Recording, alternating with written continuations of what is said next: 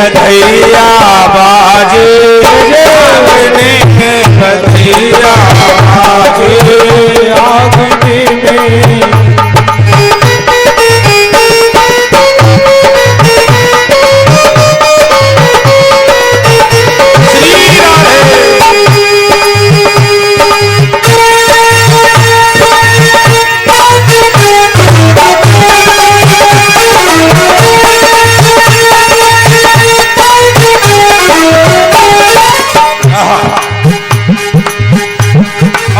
इसका आनंद ले रहा है संपूर्ण ब्रज की प्रेम भरी प्रमदा जन नाचे, भरी प्रमदा जन नाचे, प्रेम भरी प्रमदा जन नाचे, प्रेम भरी प्रमदा जन नाचे। नूपुर बांधे जी, नूपुर बांधे जी पाए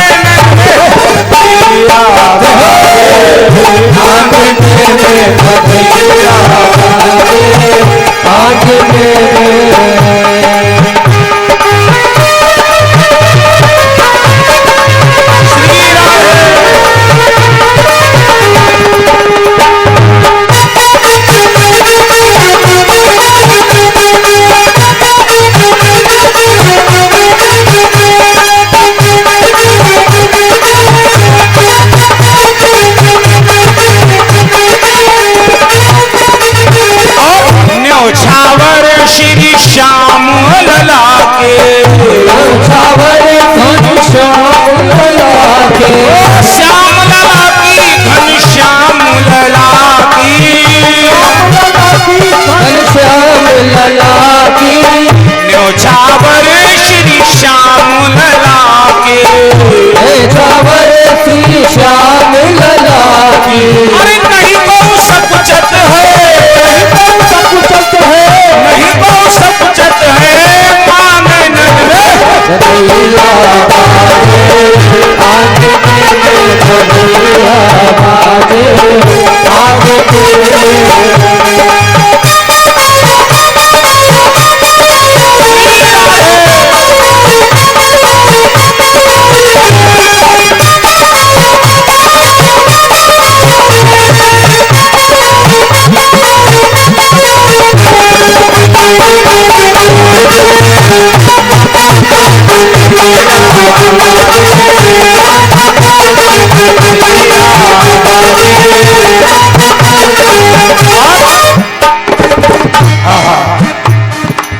सिया अलिया कौतुक निरखत, सिया अलिया कौतुक निरखत, संत भक्ति है कौतुक निरखत,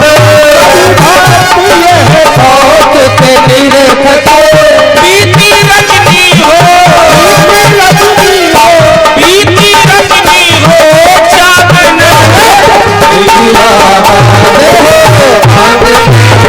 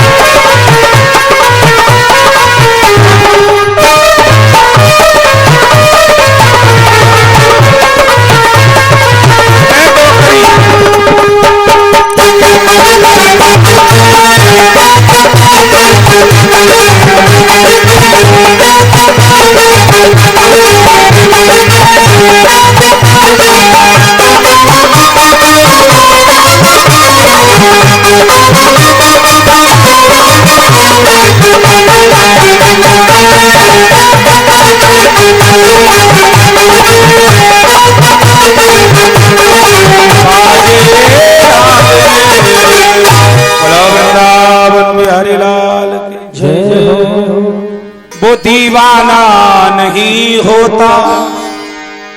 जो जलती देख फिर जाए वो परवाना नहीं होता। जो जलती देख फिर जाए वो परवाना नहीं होता। और जो खुद मस्ती में ना आए वो मस्ताना नहीं होता। ये भक्ति रस है। वो बड़ा परम बड़भागी हैं जो भगवान के नाम में उनकी कथा में नाचे। मिलेगा उन्हें क्या? बोले जो भगवान की कथा में उनके नाम में नाच गए, झूम गए, तो ये गारंटी है फिर उन्हें 84 लाख में नाचना, जोर से बोलो, नाचना नहीं पड़ेगा। शर्म वहां किया करो जहां करने वाली है।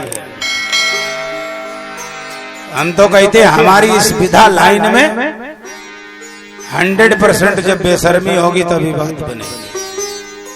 हमारे देश की है आजकल पर्दा क्या है। हमारे देश की एक बेटी मीरा, हाँ, इसी कलयुग का उदाहरण दे दूं, महात्मा की बहुत भरे पड़े हैं शास्त्रों में।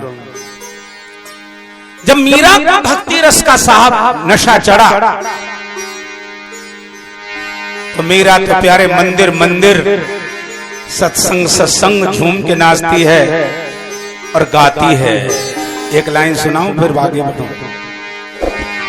हेरी मैं तो प्रेम दीवानी मेरो दर्द न जाने को। प्रेम दीवानी मेरो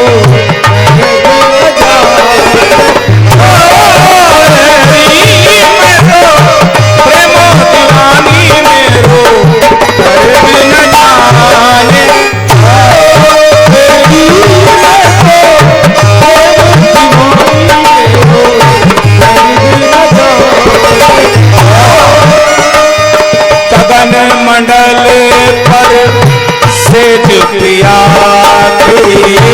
मंडल पर किस विधि मिलनो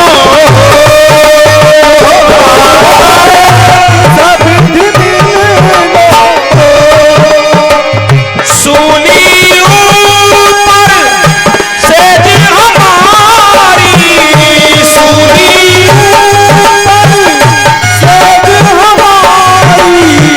सोवन किस विधि हो। तेरी मैं तो प्रेम दीवानी मेरो दर्द न जाने।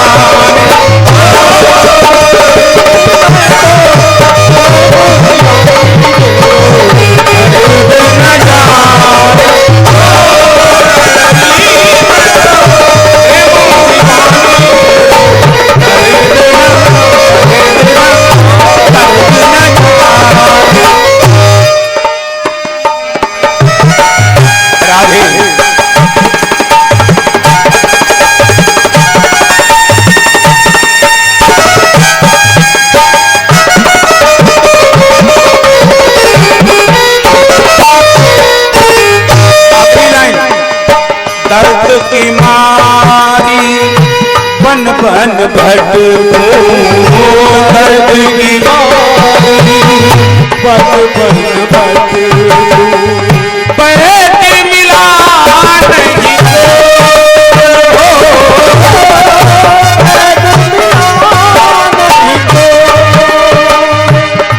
मीरा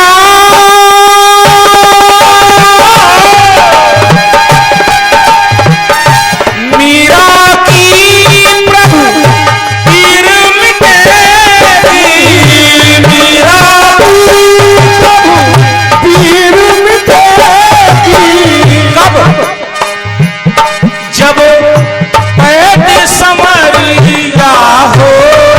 हेरी मैं तो प्रेम दीवानी मेरो दर्द न जाने। प्रेम दीवानी मेरो दर्द न जाने।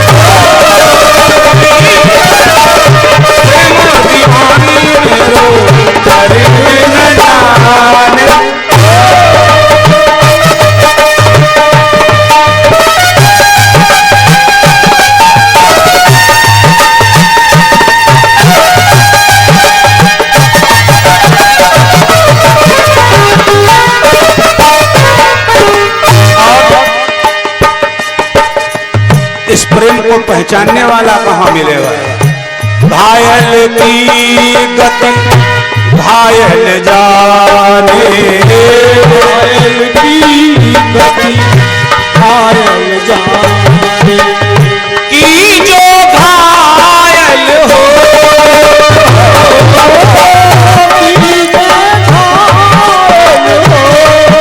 और जौहरी की गति जौहरी जाने,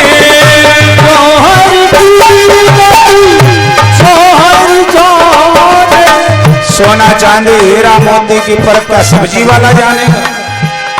जौहरी की जौहरी जाने, जौहरी की गति जौहरी जाने, की जो जौहरी हो हेरी, मैं तो प्रेम दीवानी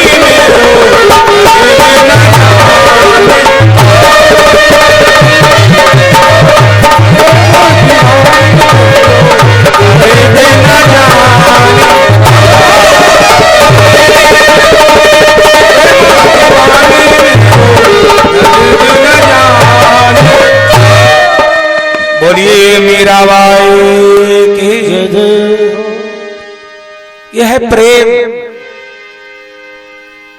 प्रेम जब देखिए एक बढ़िया लाइन दो आ गई आपको भेंट कर। प्रेमाम पूरम भगवान नारायण की कथा चल रही है। प्रेम है क्या? प्रेम जब अनंत हो गया, जहां तक तुम्हारा लगाव व्यक्तिगत हो वहां प्रेम नहीं हो सकता है। प्रेम वही होगा जहां समष्टिगत आपका लगाव हो। प्रेम जब अनंत हो गया, फिर बोले रोम रोम संत हो गया।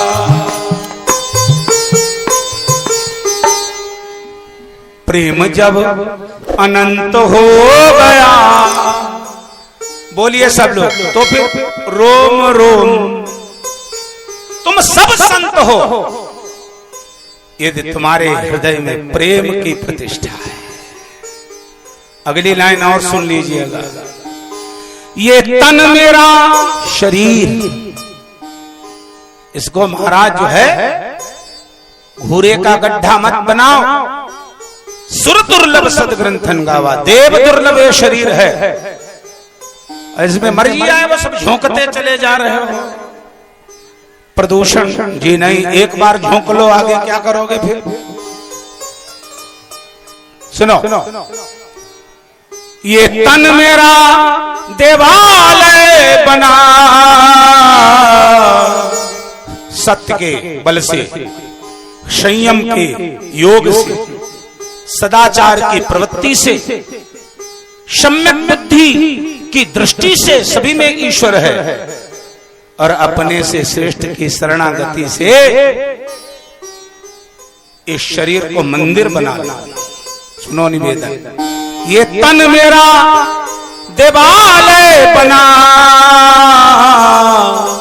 फिर क्या मिलेगा? बोले मन मेरा महंत हो गया। जब आपका तन देवालय हो जाएगा तो इसमें बैठा हुआ मन महंत हो जाएगा। बोलिए सच्चिदानंद भगवान की जय हो। इसलिए भाई बहनों, आज गोपियों ने धन्यवाद दिया, बालक को आशीर्वाद दिया और यशोदा मैया से विदा मांग करके अपने घरों की ओर प्रस्थान किया। सब तो चले गए, लेकिन बड़ा आश्चर्य, एक लंबा घूंघट निकाले एक देवी कोने में बैठी है। देवी काहे को कहीं यही लेडी है। देवी और लेडी में अंतर क्या है? दूसरे के बालक को देख करके जिसके अंतःकरण में प्रेम जग जाए, स्नेह जगे, और बड़े प्रेम से भाव से उसको दोनों बाह फैला करके हृदय से लगाने का मन करे तो समझो प्रेम है? और दूसरे के बालक सुंदर थोड़ा सजा सजाया देखा तो ऐसा मुंह टेढ़ा करे, कोई प्रशंसा कर दे तो जल जाए, समझो यही राक्षस है। बोलो सच्चिदानंद भगवान। सब चले गए, बड़ा सुंदर श्रृंगार किए हुए, लंबा घूंघट निकाले एक लेडी जी बैठी है। मैया की दृष्टि पड़ी, मैया ने कहा ओ बहन कहां से आई हो? सब तो चले गए, तुमने अपना परिचय नहीं दिया। और फिर मैं स्त्री, आप स्त्री, इतना लंबा घूंघट किसके लिए? पकड़ी गई। बोलो गोविंद भगवान। अरे भाई कोई स्त्री किसी स्त्री, जब स्त्री सम्मेलन हो तो नहीं ताजी आने वाले बहू की तो बात नहीं, मैं कहता हूं साल खांड बीत जाए तो मुंह ढक के बैठेगी क्या? ये देवी जी लंबा 3 हाथ का घूंघट निकाले बैठी। कन्हैया ने कहा सुनो, देखा भगवान तो अंतर्यामी सब जानते हैं। अंदर से मानो बड़े प्रेम से कहा आइए आपका वेलकम है, स्वागत है। मोटी मोटी आंखों से आज भगवान ने उस स्त्री को देखा। मैया ने कहा नेक अपना मोड़ो तो दिखा दे, कौन से काम से आई, कौन की तो बहू बेटी है, कुछ परिचय तो दे। उस श्रृंगार से सुसज्जित महिला ने यशोदा से कहा मां मैं यमुना पार से आई हूं, जब से सुना है कि आपके नंद भवन में लाला भयो है, बड़ी उत्कंठा दर्शन की हुई।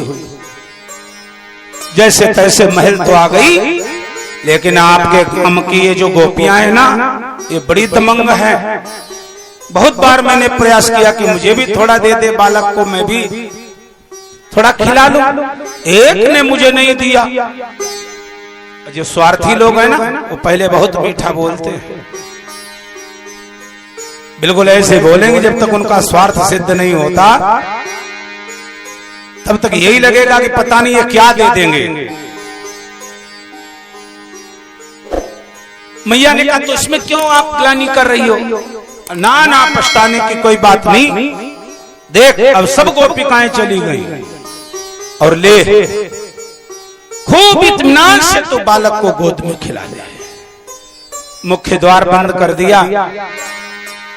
कन्हैया ने कहा वाह मैया वाह, बिना विचारे जो करे सो पाछे पछताए, काम बिगाड़े आपनो और जग में होत। मैया ने आज कन्हैया को अनायास उस घूंघट वाली के आंचल में दे दिया। भगवान ने लीला कर दी। कड़ाह में जो दूध उबल रहा था, भगवान ने उस दुग्ध देवता से कहा जरा ऊपर बढ़ो। परमात्मा तो सर्व सक्षम है, जो जड़ को चैतन्य कर सकता है, चैतन्य को जड़ कर सकता है, सर्वसमर्थ है। जैसे भगवान का इशारा पाया सुसाब दूध ऊपर को चला और मैया भागी। घूंघट वाली ने लंबी सांस ली, चलो अब काम बन गया। ये घूंघट वाली कौन है? इनका नाम है पूतना। क्या नाम है? पूतना। अच्छा, पूत माने क्या होता है? पूत माने क्या होता है? 23 साल की कथा पर पानी फेर दिया। संस्कृत का शब्द है पूतना। शब्द का अर्थ होता है, पूत माने होता है पवित्र, और ना माने नहीं, जो पवित्र नहीं है उसी का नाम पूतना। बोलो गोविंद भगवान। पोतान अपिनयत, अर्थात जो बड़े बड़े पवित्रों को कुमार्ग में ले जाने वाली, यह योग दर्शन में इसी का नाम अविद्या माया है। ये रूप धर करके आई है। जब तक स्वार्थी लोगों को सिद्धि नहीं मिलती कार्य में, तब तक वे बड़ा आदर करते हैं, इज्जत करते हैं। और जैसे ही काम पूरा हो जाए फिर बोझा रहे हैं ऐसे हमें जानते नहीं, बोझा रहे हैं ऐसे हमें, बोझा रहे हैं ऐसे हमें जानते नहीं, बोझा रहे हैं जैसे हमें जानते नहीं। मतलब निकल गया है तो, मतलब निकल गया है तो पहचानते नहीं, निकल गया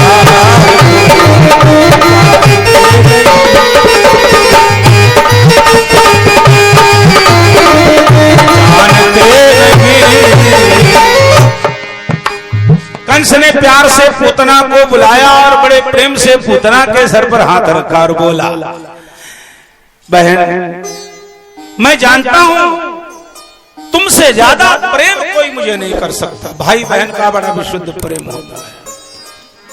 पूतना बोली, आज बड़ा आदर छिड़क रहा है, आखिर बात क्या है? तुम अपना उद्देश्य बताओ। कंस ने कहा, उद्देश्य बस इतना है, नंद भवन में जाकर के उस नंद के छोरे को ला करके हमें दे दो, और ना ला करके दे सको तो उसको वहीं चबा डालो, उसको खा डालो, मार डालो। वैसे शास्त्र कहता है, सुनो, नवजात शिशु को कम से कम 11 दिन तक तो मां के अलावा किसी की गोद में नहीं देना चाहिए, और जब 11 दिन के बाद बरहा आता है, डर होता कि नहीं, 12वें दिन अवध क्षेत्र में होता है, जब बरहा हो जाए तब पिता को गोद में लेने का अधिकार है, अभी परिवार को नहीं। 21 दिन के बाद परिवार के लोग उसे स्पर्श कर सकते हैं। और सुनो, संतों की बिल्कुल इजाजत नहीं है कि संत जो है 27 दिन से पहले उस नवजात शिशु को स्पर्श कर ले। क्यों?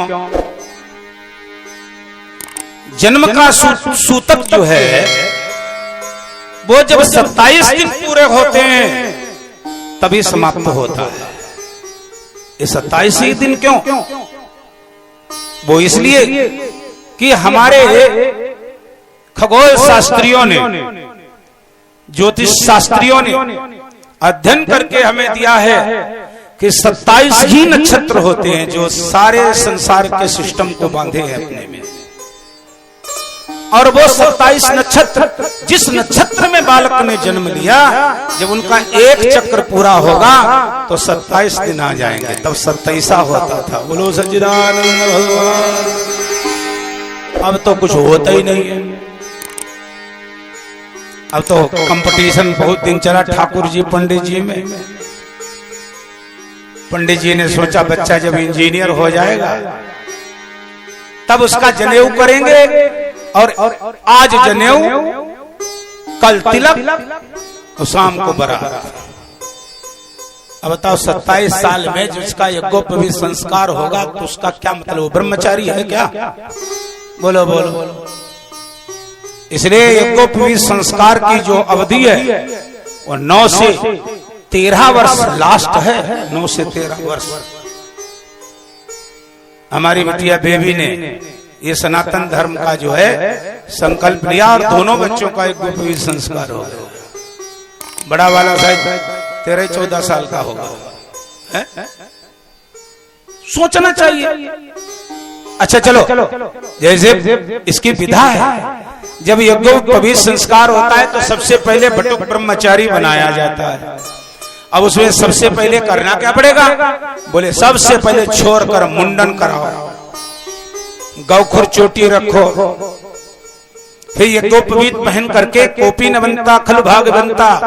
कोपीन केवल लंगोटी धारण करके 5 घरों से भिक्षा मांगो गुरु की आज्ञा में।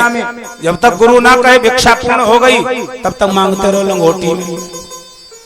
35 साल का ये तुम्हारा बेटा जिसकी परसों बारात है, उससे आचार्य कह दे पहले सर मुंडवाओ, तो बोलो अपना मुंडवाएगा कि आचार्य जी का मूड देगा? बोलो बोलो बोलो ईमानदारी से।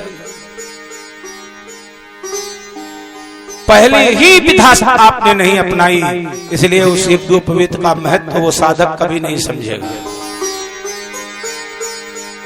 निवेदन सुनो।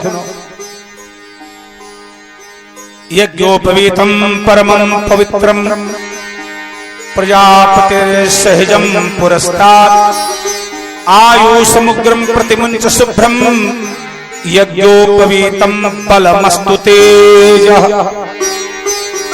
बल और तेज की रक्षा करता है यज्ञोपवीत। पंडित जी ने तो सोचा जब सरकारी नौकरी लग जाएगी तब कराएंगे शादी आदि सब इकट्ठी। ठाकुर साहब बोले वाह गुरु जी वाह, हो भाई एक ही साथ में सारे काम करने के लिए, खर्चा बचाने के लिए बढ़िया विधा अपनाइए। आप हमारे गुरु, हम चेला, तुमसे और सूक्ष्म संस्कार कराएंगे। बोले कैसे कराओगे? बोले तुमने तो एक दिन विवाह के पहले करा ही लिया, हम तो तब कराएंगे जो लड़की वाले के दरवाजे लेके पहुंच जाएंगे बारात, तब कहेंगे दुर्गा जी ने वो करो, तुम ही करोगे। ईमानदारी से बताओ कोई ये मर्यादा है क्या? नहीं। संस्कार जब समय से होंगे तब बात बनेगी।